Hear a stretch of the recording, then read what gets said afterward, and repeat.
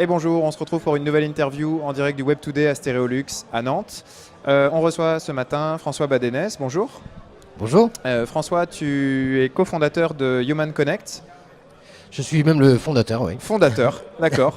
Je dis cofondateur parce qu'ici, beaucoup de startups sont construites en équipe. J'ai évidemment des associés, dont un associé principal, Olivier Dutel, qui est évidemment très important dans le dispositif. Mais à l'origine, j'ai fondé la société tout seul avant de l'enrichir de nouvelles compétences. Est-ce que tu peux nous parler de Human Connect, sur quoi vous travaillez? Alors nous, on travaille sur tout ce qui est... On aide les organisations en fait, à passer le cap. Créativité, agilité, plaisir, conduite du changement. Tous ces gros mots que les entreprises ont parfois du mal un petit peu à appréhender. On les aide en fait à travers du conseil, des formations et des solutions web innovantes qui favorisent le travail collaboratif. Alors, tu travailles en B2B, c'est-à-dire avec des entreprises qui ne sont pas liées directement au web, qui ont besoin de solutions web et surtout de créativité et d'innovation. Tout à fait. Alors, nous, on est dans ce qu'on vend aux entreprises. Le web, c'est vraiment plutôt des sauces internes, c'est-à-dire tout ce qui favorise la communication interne, le partage, notamment des réseaux sociaux d'entreprises. Donc, on n'est pas sur le web marketing, on n'aide pas des entreprises à mieux communiquer à l'externe, mais à mieux communiquer en interne. Et effectivement, on travaille avec beaucoup de secteurs différents, des entreprises de services, des banques, des industries, voilà, des belles boîtes de l'agroalimentaire comme la Micaline, par exemple. Voilà, donc c'est très varié parce que toutes les entreprises qui souhaitent développer de l'innovation transversale peuvent faire appel à nous. Est-ce que tu peux me donner un exemple, une idée de prestation quand une entreprise vient vous voir et dit bah voilà, j'ai besoin d'innovation, chez moi ça tourne en rond, de créativité Alors les coopérations avec les entreprises démarrent souvent par soit un séminaire de type mise en scène de la fabrique des usages innovants, qui est un espèce de parcours de découverte pour démocratiser et démythifier un peu l'innovation et notamment les médias sociaux. Donc on a une formation par exemple qui s'appelle le Web 2 expliqué à ma grand-mère. On a aussi des formations aux cartes mentales, qui est mon grand dada, sur lequel je ne m'étendrai pas, mais qui est un système de représentation de sa pensée et de ses idées. Donc là-dessus on forme des entreprises. Ça démarre souvent comme ça.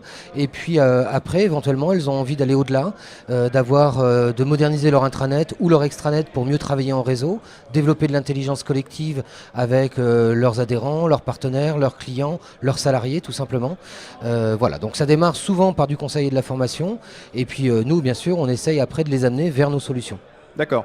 Tu m'expliques le lien entre ces outils de créativité, comme par exemple tu parles de la carte mentale, la mind map en anglais, et puis le passage à la prestation web. Quel est le lien entre créativité et solution web, intranet par exemple? Le lien finalement, c'est un peu tout ce qu'il y a derrière ce mot un peu tarte à la crème qu'on appelle la conduite du changement. C'est comment on favorise la créativité en interne dans l'entreprise.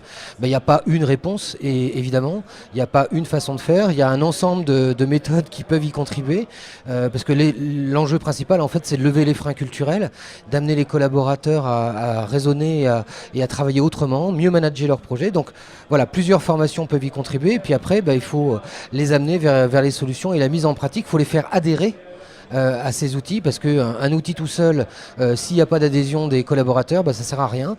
Et par contre, s'ils ont juste le concept mais sans avoir l'outil, ça ne sert à rien non plus. Donc voilà, d'où la complémentarité de nos métiers. On essaye en fait d'avoir des fertilisations croisées et fertiles entre nos différentes approches. Human Connect, vous êtes basé à Nantes. Vous travaillez exclusivement avec le tissu nantais ouest ou 70% de notre chiffre d'affaires est en dehors de la région.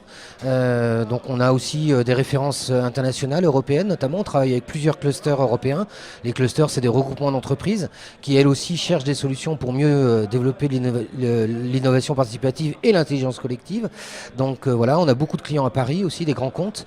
Voilà, mais on bosse aussi bien sûr sur notre territoire. Quel est le sens pour toi du coup de venir au Web Today là, pendant ces 2 jours? Le sens d'abord, c'est que j'ai contribué aussi, comme je suis l'un des cofondateurs de la cantine numérique et d'Atlantique 2.0, heureusement que je suis là. Ils sont les organisateurs bien de sûr. l'événement. Et puis c'est une formidable occasion de rencontrer tout l'écosystème. On rencontre des partenaires, des concurrents parfois, mais on est dans des logiques aussi et des approches de coopétition. C'est-à-dire où on se dit qu'on a aussi des choses à faire ensemble, quand bien même on serait concurrents. Donc voilà, c'est écouter, découvrir, être curieux. J'interviens moi-même tout à l'heure avec, dans le cadre de Piratons les ressources humaines. Donc voilà, je participe, je contribue, j'écoute et je découvre. Ça marche. Merci beaucoup François. Merci à toi. À bientôt. À bientôt. On poursuit tout à l'heure avec une prochaine interview. Merci beaucoup.